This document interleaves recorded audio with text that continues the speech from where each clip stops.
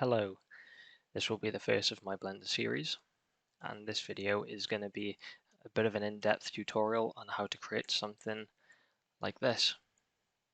If you would like to make something like these photos I'm going to put up now, then please make sure to stay watching, have Blender ready, and we can get on with it. If you have any questions after this tutorial, if you're struggling on anything, then please come to my Steam page, link will be in the description below. Put a comment below on what you're having an issue with, and I'll be sure to get back to you as soon as I can. So, to get started, you want to set up Blender and have a new file open. Once in the file, delete everything. I will put on my shortcut viewer right now. So in the bottom right hand corner, you can see what buttons I am clicking, which will help you follow along if you're quite new to Blender. I am in no means a professional of Blender. I have only got, let's see, 34 hours, but I only focus on Outrun artwork, so none of this is really new to me, and I know how to do it quite well. So you want to Shift A to get a new mesh, and you want to have plane. Do not click anywhere, okay? Because if you accidentally click anywhere, as you'll see in the bottom left, it's gone. The add plane, it's gone, and I can't get it back. So if you have done that, don't worry. Select the plane by left clicking on it, and then press delete to delete it. Shift A again, new plane. I will be making this plane 200 meters by 200 meters. Very excessive size, but I like to work big. Okay, you can then click off of it. You don't need that anymore. So let's sort this out early. So in this tab by here, this is the render properties and this is the output. We won't be messing with that at the moment. Make sure you have Eevee selected and select the render sampling output to 400 and the viewport to 200. The render sampling is what quality the render will be coming out as. The viewport is just a viewport. You don't really need to mess with that too much. We might touch it on later, but we don't need that now. And turn on bloom and screen surface reflections. Actually, don't select that yet. We'll come back to that later. So now you have your plane. Click it, press tab, or up in the top left corner from object mode, select edit mode. Works both ways. No difference. So now you have your plane here. Right click it and subdivide. What subdivision does is it determines how many cuts you have on your object. Now at the moment we only have 4 cuts. Oh, sorry. We got 2 cuts. Down here it says 1, even though there's 2 there. So what you do want to do is 35 is kind of the okay amount, especially since we're working with something as big as 200 meters across. 35 seems decent. They're not too big and they're not too small, especially when you zoom in. So we're going to stick with 35. That is the recommended amount from myself. Now we're ready to start creating our landscape. Determine which place you want to be looking at. It doesn't really matter, but you don't want to be switching them out between after everything. So I like to face down the x-axis. That's just something I've just been doing. And generally, you want to be we're going to be grabbing up the landscape. I work from 2 vertices away from the edge. So on the 3rd one, turn on proportional editing or by pressing 0. Make sure you have smooth on.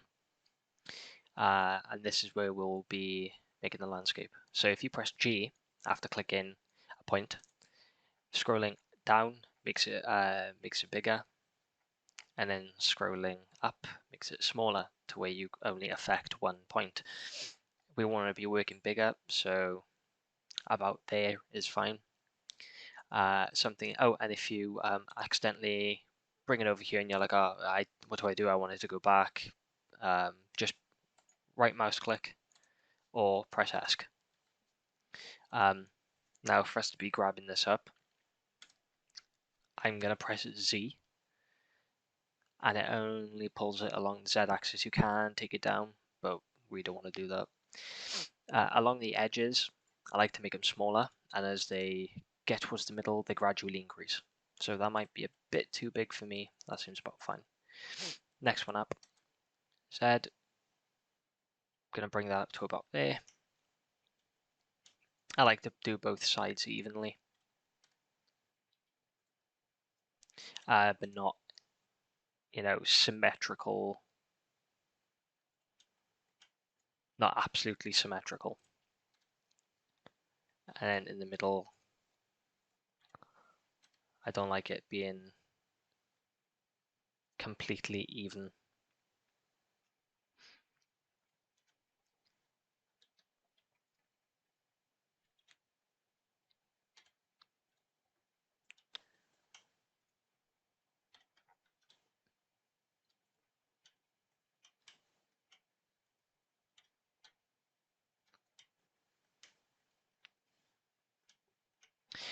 So once you have your basic backline shape that you would like, it's time to start adding in some detail.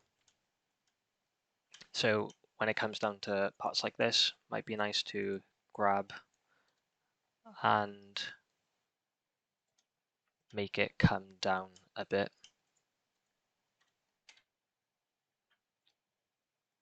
like this.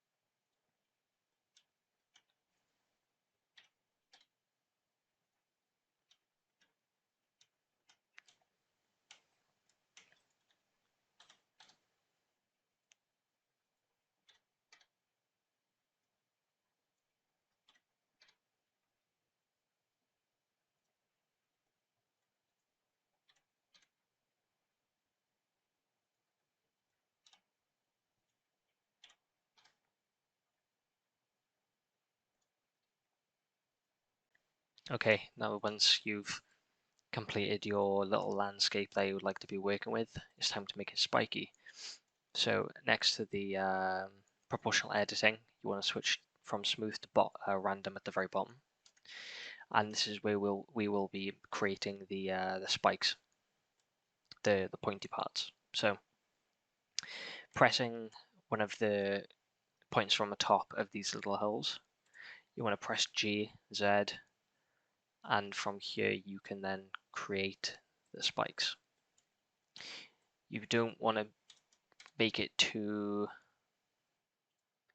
pointy, but just working around the it depends. The higher the little hill, the more spiky it's going to be, and then going down to the very bottom, you want to kind of decrease the amount of editing there is to it.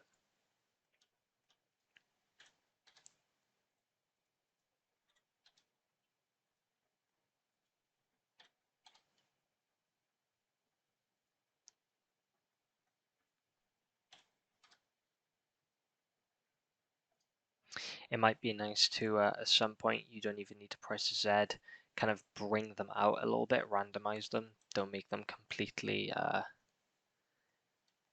don't try and make them look exactly the same, I guess. It's nice to add a bit of extrusion depth to the image instead of just keeping it all plain going straight up. You don't need to be messing around with the sides too much, considering we'll only be capturing about this much of the image. So around there, you don't need to fiddle around with too much. Okay, so nice. You've completed that. Press tab, and yeah, that's pretty much all we need to do with that. Now you can pause this video now and fiddle around with what you think needs to be adjusted. But if you're done, then we're on to add the wireframe. So Having the plane selected, go to add modifier. Oh, actually, we shan't do that at the moment. We need to add our texture. So go to the texture properties down at the bottom, add a new material. So it might be good to add 2 materials just for the moment. We don't need to mess with the second one, we just need to mess with the first one. At the bottom at this, you want to drag it up. This is the timeline, and you want to switch the timeline to shader editor over there. And with this material, we don't need to be changing anything by here, that's just all this. We will need to add 3 nodes in. So make sure that in edit preferences, you have node wrangler enabled. This will let you use nodes. And make sure you have use nodes ticked on by here. Down at the bottom, Shift A, and you want to add a texture coordinate. Then you want to add a mapping node, and then a color ramp. By pressing search and looking through them makes it much easier than just trying to scan your way through all of these and trying to find the right nodes. Plug in the color ramp color to the base color of the BSDF, the vector from the mapping into the FAC, and from the color coordinate the generated to the top vector by here. You don't need to mess around with anything. Press ease on the color ramp and hover over the top, press Z and material preview. We will be able to see the colors being adjusted now. Select your colors.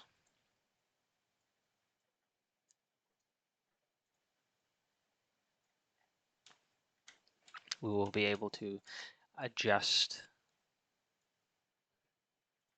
the gradient on this. You don't have to add a gradient, you can just add a single color by deleting these and changing the base color here. Okay, now that you've messed around with the colors a little bit and you find what you would prefer to use, now it's time to add in our wireframe. So select the plane, add modifier, and on the second row, all the way down to wireframe. Yeah, obviously this is not what we want, so you want to press replace original. The thickness here is determining the thickness of the wireframe you would like. So that's completely up to you. It's all to your preference of how thick you'd like the wireframe to be. So I'm gonna go 0.12 meters. I think that looks fine for me. Not too big. Yeah, that looks fine. So once you've fiddled around with the thickness, go to the second material. Oh, actually go back, sorry, and set the material offset to 2. Now on the second material on the plane, you want to change from principled BSDF to emission right there in the surface. This is what will make the wireframe glow. You can change the color to any color you like. I'm going to stick with white for now. I'm just going to change it as white. Hover over and go to rendered. This is where you can just see you can see the emission glow a lot better here of how much you'd like it to glow. So I think 3.5 for me looks nice enough. Now if you're wondering why you can't see the colors, we can go up and get that out of the way now. So press Shift A, light, sun. Cool, now we can see the colors. The reason being is because we haven't got a HDRI on or anything, and our background color is grey, so no light is being produced onto the material for this. I don't really know how to fix that apart from adding a sun.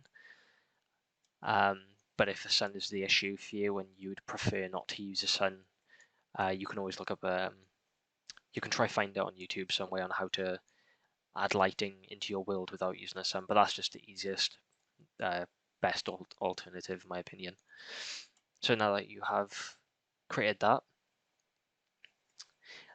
don't really think we need to adjust anything else on here. You can adjust the wattage on the strength on the sun, but I just leave it at 1.0 as it doesn't really bother anything. You can, so in the render properties, you can turn on screen surface reflections, and what this does, it lets light emit from the wireframe bounce onto the plane, and you can adjust how much you want the light to be projected on it by going down to the materials tab, clicking on material 1, and changing the roughness of the material. So I usually have mine around 3.5 if I want to go for that nice shiny look, or 4.5 to sorry, from 0.35 to 0.4 or to 0.545. Sorry. It's a lot of messing about. As I said, it's all due to preference. Don't look too much into it. It's all about fiddling about and just finding out what you like more. So now that you have completed that, it would be a good idea to add in the sun. So press Shift A, mesh, UV sphere. Press G on it, X, and if you did it on the X-axis, or Y if you did it on the Y-axis, and bring it all the way back. This is where we can now resize it. This will be our sun. It's a bit too big. G and then Z to bring it up.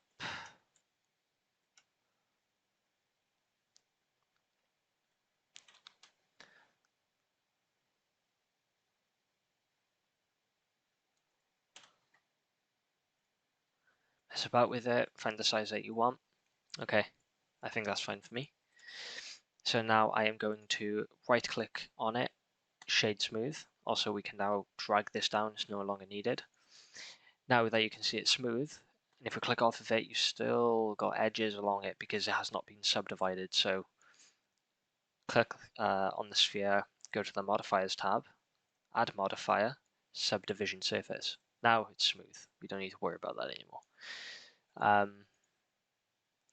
Bump the level suit to 2. Yeah, that's good. Okay.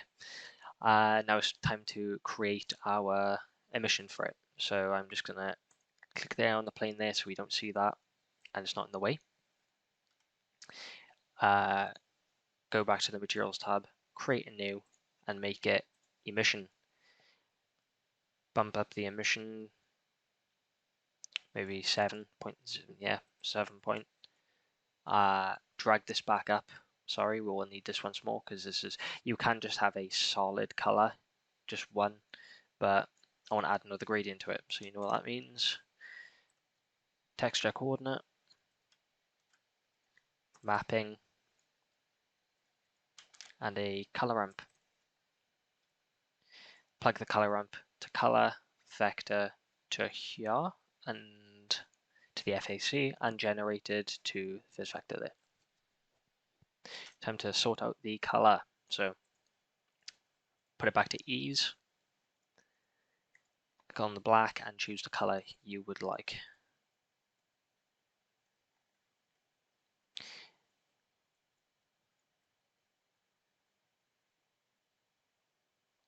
Okay. Obviously that does not look nice. It looks like one of those little bouncy balls you would know if you're British that you'd get from one of those little coin slot things. The really shit rugby ones.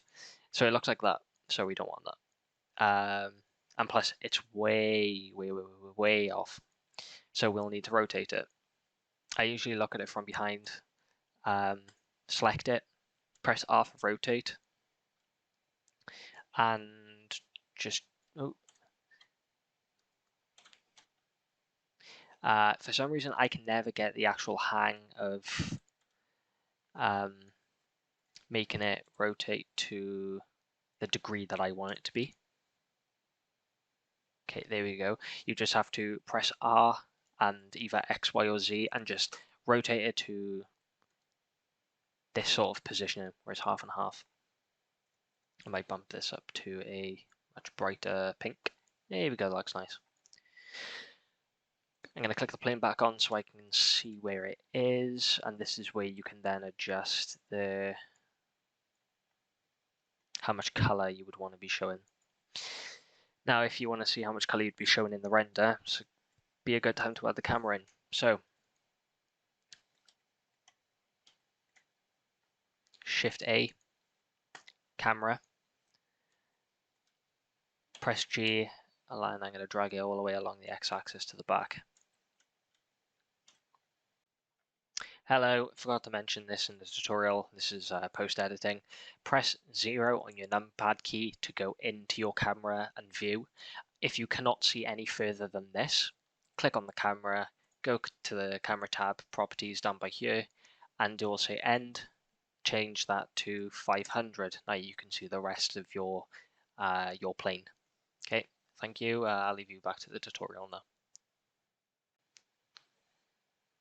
It is looking very, very noisy at the moment. Okay. On the camera, you want to click this orange box here, and I'm going to set this to, let's say, 90. Yeah. So I'm going to change the Z to 90 so it's facing towards our mountains. I'm going to change that to 0, 95 on the X rotation. Let's have a look at this. Yeesh, how nice is it? Okay. With the camera selected, press G, and then I'm just going to press Z and drag it up. There we go. Once I have it around the level I would like, I'm going to press G, middle mouse button once, and start dragging it back until it just meets the very back, but there. Y-axis, G, and then Y to kind of make it center aligned. That seems good, but there. Let me just give this a quick render just to make sure I've done everything right and I haven't forgot. Okay, right. You can change the camera of however you like, but I like my camera view to be around there. I might rotate it down, I think 26 degrees, and then drag the camera up.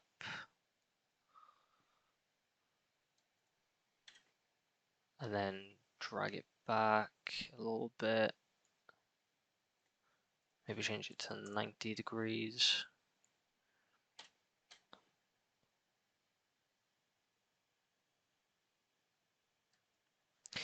All depends on how much you want showing.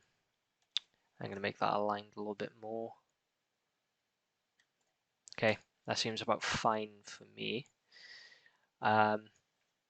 You can then, I'm going to change my viewport to 400 actually. You don't have to, but it's just there. And you're pretty much done with it, and it's only time to render it. In the output tab, do we need to do anything here? If you've finished with everything entirely and you would like to do a full render instead of just, you can change the percentage resolution to 200%. Increases the megabytes of that PNG by, yeah, pretty much by 200%. So I don't really like to do it, but just for the purpose of this, I'm doing 100%. Yeah, so I think it's time to do our render. Go to the world tab, color, drag that down to black, or on a black background. You can have any color background you like. You know, green for a green screen. If you want to take this into Photoshop and do something with it, then you can change the background color to green, which is, you know, very nice. Blue background, a purple background. I think I'll do that. And along with this, I will change the emission strength.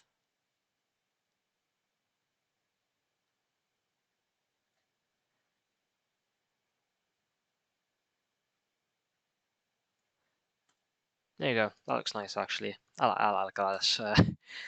Looks more Vaporwave than Outrun, but oh well, just mess about with it, find what you like. Now that you're ready to render, you can either press F12 to render the image, or you can go to Render, Render Image. And boom, here you have your finished render. Don't worry about that up there, that's because I pressed spacebar and I'm on frame 68. You don't need to worry about that unless you're doing an animation, which we're not. But yeah, I'd say I'm pretty much happy with this. Click image up here, save. Let me just go into my, there we go. I'm just gonna name this example 3. Yep, I'm pretty much done with this now. I'm happy with it, and I'm gonna save as. There you go. So thank you for watching. If you have any issues, remember to please come to my Steam page and ask me. I really check the comments, and I really come on YouTube as it is. And I hope you guys enjoyed, and I'm I'm excited to see what you guys are making.